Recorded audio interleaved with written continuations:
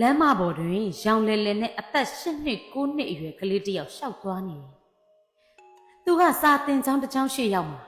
စာသင်ခန်းဝကိုသွားပြီးအခန်းထဲကိုချောင်းကြည့်နေလို့သူစာသင်ခြင်းနေတယ်။ထိုကလေးကို9နှစ်အရွယ်မှာသူ့မိခင်ကသူ့ကိုဘျူနိုအေရစ်မျိုးဘူဒါယုံလမ်းထဲမှာစွန့်ပစ်ထားခဲ့တယ်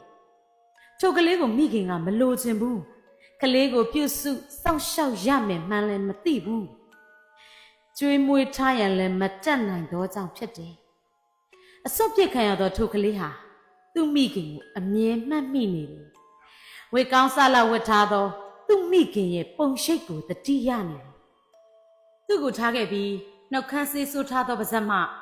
သွားတော့မေဟုနောက်ဆုံးနှုတ်ဆက်သွားသည်တည်း။ထိုချိန်ကစပြီးသူ့ဘဝမှာအခက်ခဲတွေအတားအဆီးတွေစူးညောက်ကလုတ်တွေအပြည့်နဲ့လမ်းပေါ်မှာကျင်လည်ခဲ့ရတယ်။လမ်းပေါ်တွင်ကြီးပြင်းခဲ့ရတော့သူဖြစ်ရာသူ့ဘဝတွင်လမ်းပေါ်ကသင်ခန်းစာတွေကိုလေ့လာစီးပူးခဲ့ရတယ်။လှပသောနာကျင်ပွဲကောင်းသောမေ့ဖြောက်၍မရနိုင်သောအဖြစ်အပျက်ပေါင်းများစွာကိုသူကြုံတွေ့ခဲ့ရတယ်။သူ့အကြောင်းရေးသူတဦးကသူကြုံခဲ့ရသောခါးတီးပွဲရအဖြစ်အပျက်များကိုအချိန်ကကုစားသွားသည်ဟုရေးခဲ့ခြင်းအားသူလက်မခံပေထိုအဖြစ်အပျက်များမှာ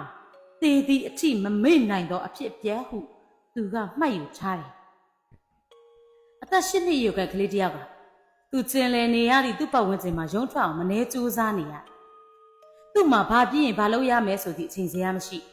သူကိုထိန်းချောင်းပဲ့ပြင်ပေးမယ်အုတ်ထဲသူလည်းမရှိဘူး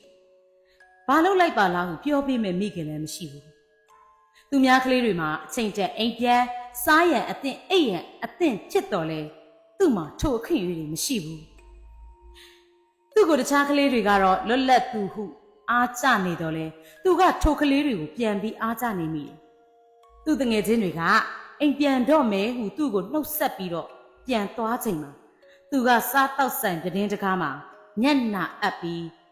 သူတို့အပြန်လန်းကိုငေးကြည့်ကမနာလိုစိတ်တွေဝင်နေမိတယ်သူ့ကိုတရားရုံးက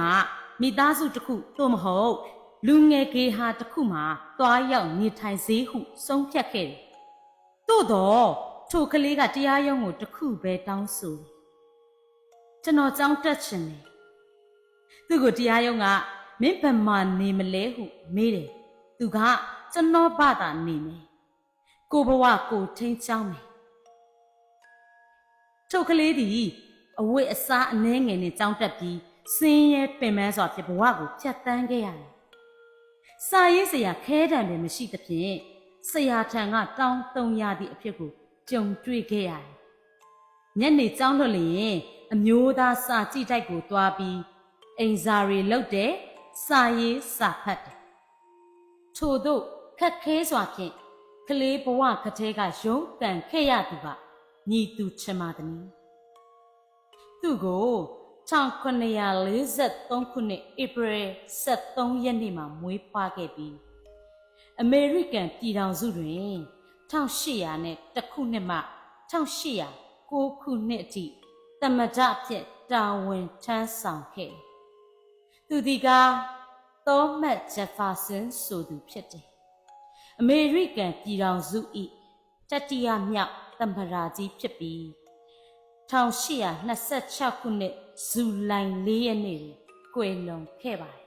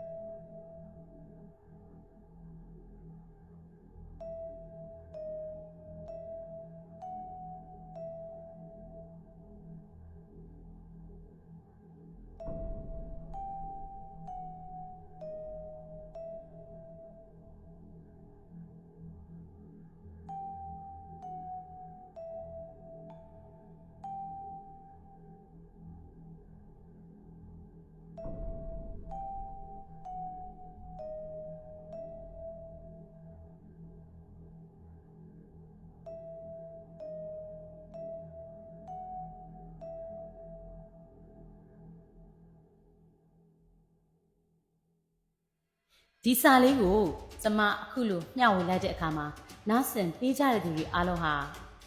သဘောကျနှစ်ကြိုက်ပြီးစိတ်သက်ခွန်အား